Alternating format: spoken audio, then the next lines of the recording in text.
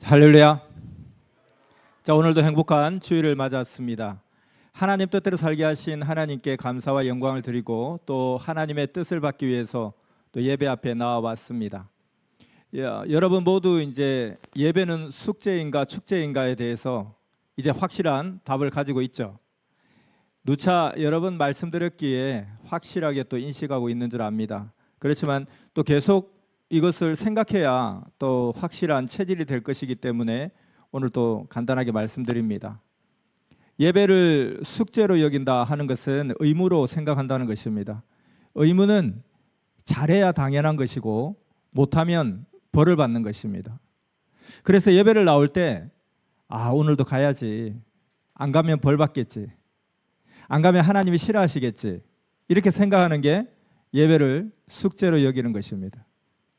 반면에 예배를 축제로 여긴다 하는 것은 오늘도 혼인잔치 예배 날이구나, 신난다, 매일 예배 날이었으면 좋겠다, 빨리 가자, 이렇게 생각한다면 예배를 축제로 여기는 것입니다.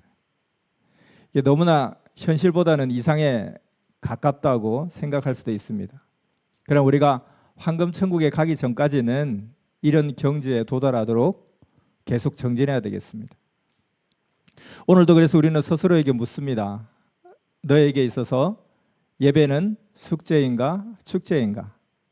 오늘도 우리 모두 축제 예배가 되기를 축원합니다. 신약 성경에 나오는 포도원 품꾼 이야기가 있습니다. 주인은 오전 9시, 12시, 오후 3시, 5시 이렇게 품꾼을 불렀습니다. 그리고 오후 6시에 모두에게 똑같이 한 데나리온의 품삯을 주었습니다. 그러니까 먼저 온 사람들은 불만을 제기하죠. 당사자들뿐만 아니라 누가 보아도 불공평해 보입니다. 근데 왜 그렇게 불공평하게 생각할까? 그 이유는 이 이야기를 듣는 모든 사람들이 자신은 아침 9시에 온 사람으로 생각하기 때문입니다. 만약에 자기가 오후 5시에 온 사람이라 생각한다면 오후 5시에 왔는데 오후 6시에 품삯을 주는 거예요. 근데 똑같이 주는 거예요. 아침 9시에 온 사람과 같이. 그러면 아마 감사한 마음에 눈물을 흘렸을 것입니다. 그래서 우리가 어떤 문제가 나오든 누구나 둘 중에 하나의 입장을 가지게 됩니다. 나는 채무자인가 채권자인가? 이 둘 중에 하나의 입장을 가지게 된단 말이죠. 내가 빚을 졌다고 생각하면, 내가 빚을 이렇게 빌려줬다고 생각하면 억울함과 원망이 있을 것입니다. 근데 내가 빚진 자라 생각했을 때는 감사와 감격이 있을 것입니다. 우리 가정이 행복하지 못한 이유가 무엇일까? 많은 경우에 부부가 각각 채권자 의식을 가지고 있기 때문입니다.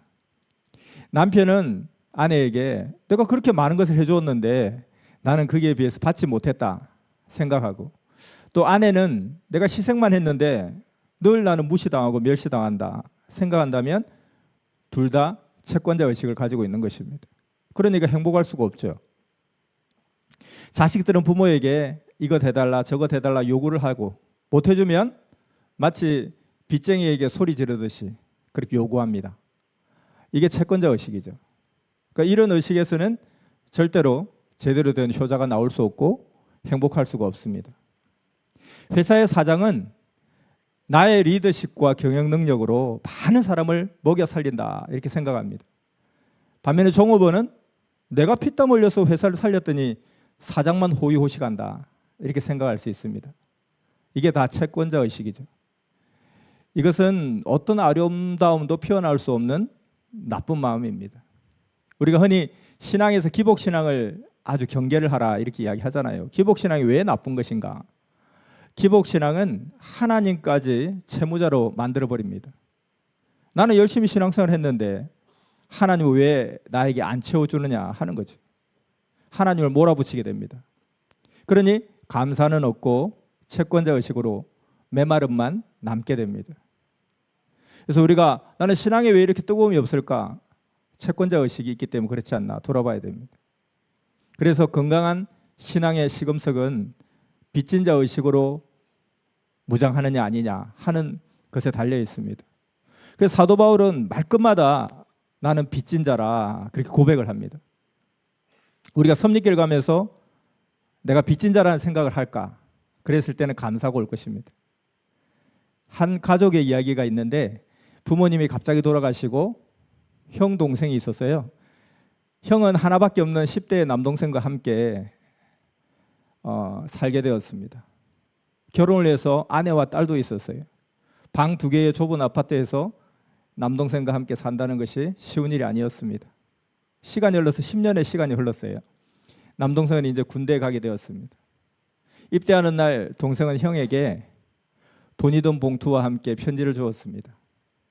형, 그동안 고마웠어.